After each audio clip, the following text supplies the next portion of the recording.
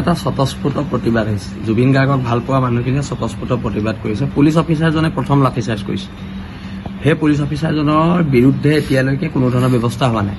এতিয়া কথাটো হৈছে জুবিন গাৰ্গক লৈ চৰকাৰ হওক, বিৰোধী হওক বা অন্যান্য ৰাজনৈতিক দলসমূহ হওক, তেওঁলোকে এটা ৰাজনৈতিক পৰিৱেশৰ সূচনা কৰিব বিচাৰিছে। এতিয়া সকলো দলে লগ হৈ কিয় নকয় যে জুবিন গাৰ্গে ন্যায় নোপোৱালৈকে অসমত নিৰ্বাচন নহয়? সকলো দলে সেইটো কথা ক'ব লাগিছিলে। সেই কথাটো কিন্তু কোনো দলে কোৱা নাই।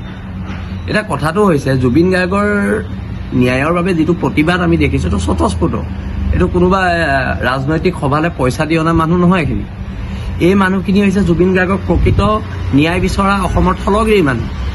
এতিয়া এটা প্ৰশ্ন হ'ল যে আমি এই চৰকাৰৰ দিনত বহুত এনকাউণ্টাৰ দেখিলোঁ, কিন্তু শ্যাম কানু মহন্তই হওক, সিদ্ধাৰ্থ শৰ্মাই হওক, অসমৰ জাতীয় জীৱনত কি এনে ইহঁতৰ অৱদান আছে যে সিহঁতক দুটা গুলী মাৰিবলৈ অসম পুলিচ বা অসম চৰকাৰে সাহস কৰা নাই?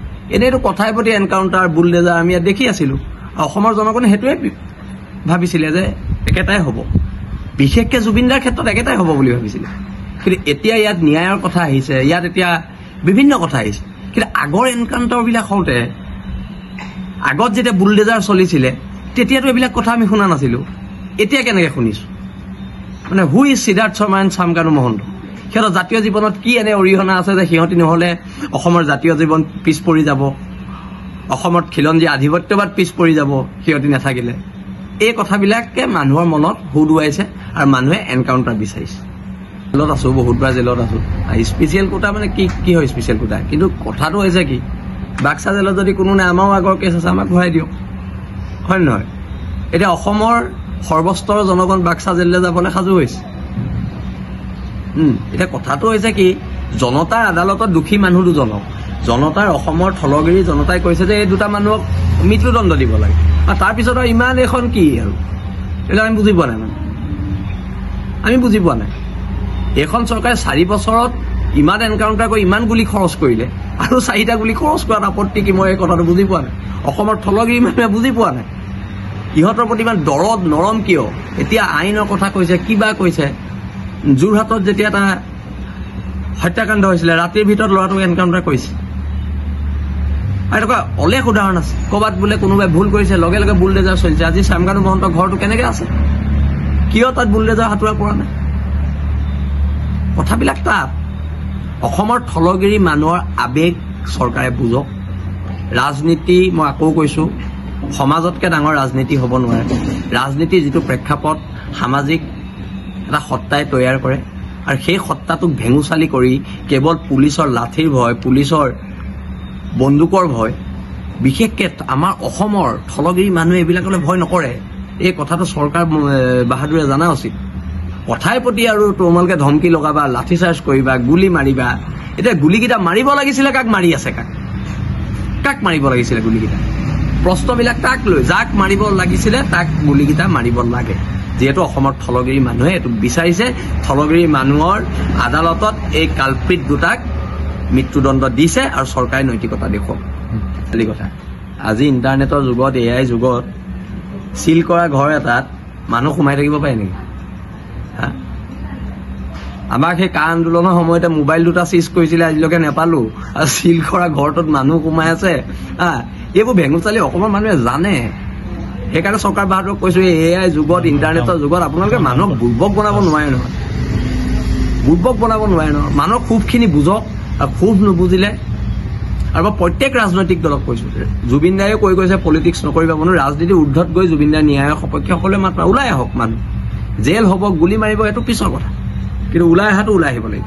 আৰু ৰাজপথৰ এখন আন্দোলন আমি কৰিম।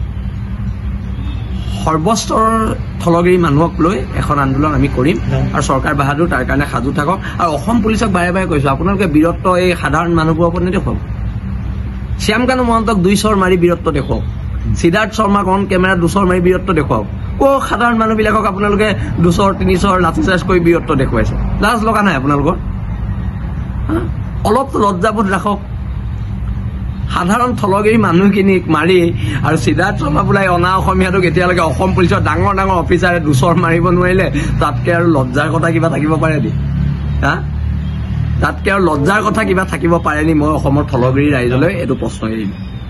বক্সা জিলাত যিটো ঘটনা ঘটিল সেইটো আছিল অপ্ৰত্যাশিত এটা ঘটনা সমগ্ৰ অসমবাসী ৰাইজে এটা কথা বিচাৰি আছে যে জুবিন গাৰ্গক ন্যায় প্ৰদান কৰিব লাগে আৰু এই কালপিকিটাই যথোপযুক্ত শাস্তি পাব লাগে সেই কথাটো অসমৰ ৰাইজে একেমুখে কৈ আছে কিন্তু বহু ক্ষেত্ৰত চৰকাৰৰ সুপাধিলা নীতিৰ কাৰণে এই ন্যায় যে জুবিন গাৰ্গে পোৱা নাই সেই কথাটো অসমৰ ৰাইজে বুজি পাইছে আৰু তাৰ খবৰ প্ৰতিফলন যোৱাকালি বক্সা জিলাত হৈছে আৰু যিটো অনাকাংক্ষিত পৰিৱেশ হ'ল সেই পৰিৱেশটোৰ কাৰণে তাত যিজন এডিশ্যনেল SP আছিল দেৱ শৰ্মা তেওঁৰ গাতে সম্পূৰ্ণৰূপে দুখ কাৰণ শান্তিপূৰ্ণভাৱে প্ৰতিবাদ কৰা এখিনি মানুহক লাঠি চালনা কৰি ঘূণীয়া কৰি তেওঁ যি অপ্ৰীতিকৰ পৰিস্থিতি সৃষ্টি কৰিলে সেই সমগ্ৰ ঘটনাটোৰ কাৰণে অসম চৰকাৰে অনতি বিলম্বে তেখেতক চাকৰিৰ পৰা বৰ্খাস্ত কৰিব লাগে আৰু আমি এটা দাবী উত্থাপন কৰিব বিচাৰিছোঁ যাতে কোনো ক্ষেত্ৰত কোনো কাৰণতে নিৰ্ভৰ তেজেৰে যাতে অসম ৰাঙলি নহয়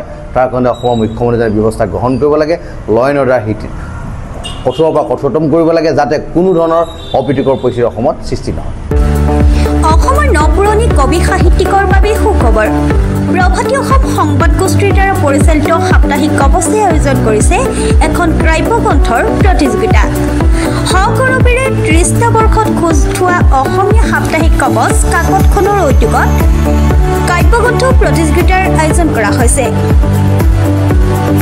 2022 চনৰ পৰা বৰ্তমানলৈ প্ৰকাশিত অসমীয়া কাব্যগ্ৰন্থ দুকপিৰ লগতে লেখকৰ সম্পূৰ্ণ নাম ঠিকনা সঠিককৈ লিখি অহা 30টা মেম্বৰৰ ভিতৰত তলত দিয়া ঠিকনা ডাকযোগে পঠাব পাৰিব আমাৰ ঠিকনা সাপ্তাহিক কবচ প্ৰভাতী অসম সংবাদ গোষ্ঠী বিজয়নগৰ ডাকঘৰৰ সমীপত কলিতা মাৰ্কেট 3য় মহলা জিলা কামৰূপ অসম 781122 মোবাইল নম্বৰ হৈছে 9435114666 অথবা 6003971898 অথবা 9864084600 অথবা কাৰ্যালয়ত হাতে হাতে জমা দিব পাৰিব এই প্ৰতিযোগিতাত বয়সৰ কোনো সীমা নাই অহা জানুৱাৰী মাহত ফলাফল ঘোষণা কৰাৰ লগতে বঁটাসমূহ বিতৰণ কৰা হ'ব সকলো প্ৰতিযোগীকে মানপত্ৰ প্ৰদান কৰা হ'ব